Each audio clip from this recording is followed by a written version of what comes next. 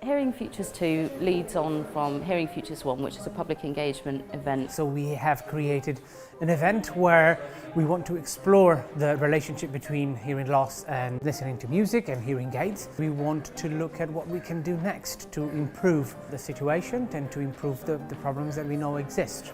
This time we've combined two projects, the 3D tune-in and also the Hearing Aids for Music project. One was the 3D tune-in project that finished in May. You funded 3 years, looked at the using video games, virtual reality and 3D audio to support hearing impaired people using their hearing aid. And the second one was Hearing Aid for Music, which was a project that aimed at looking at listening to music through hearing aids, more from a psychological perspective and audiologist perspective.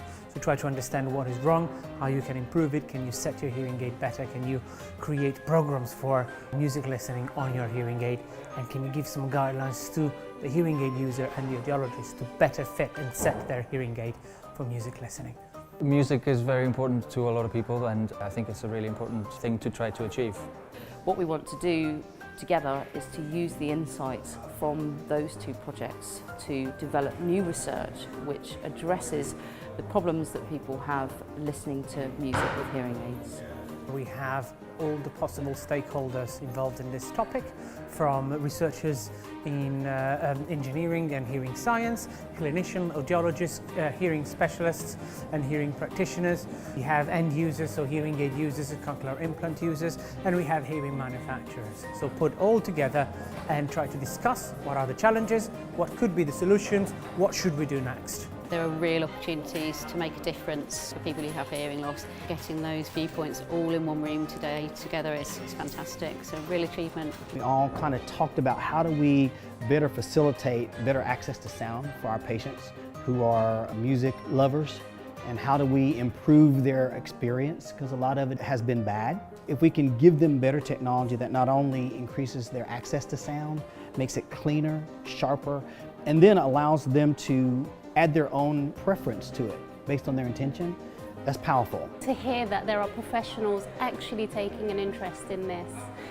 is hopeful. It's really hopeful.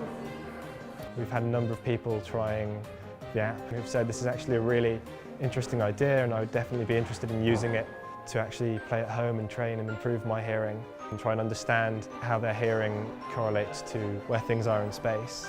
What I found really interesting about was the extraordinary amount of research that's going on and the technology that's already available. It's well known, I think, in research that pitching is the most difficult thing when you've got an implant.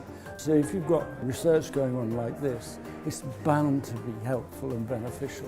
So we have also collaborated with Tonutopia, which is an installation that has been created by Ton Tlalem, a musician, that specifically focused on cochlear implants. So it is a series of videos and audio that has been created in collaboration with cochlear implantees. I've been working on this project for 2 years with the VNA in Action on Hearing Loss. So there's 6-hour-long interviews. So the idea is to really give them a voice and let them sort of speak for themselves and talk about their experiences.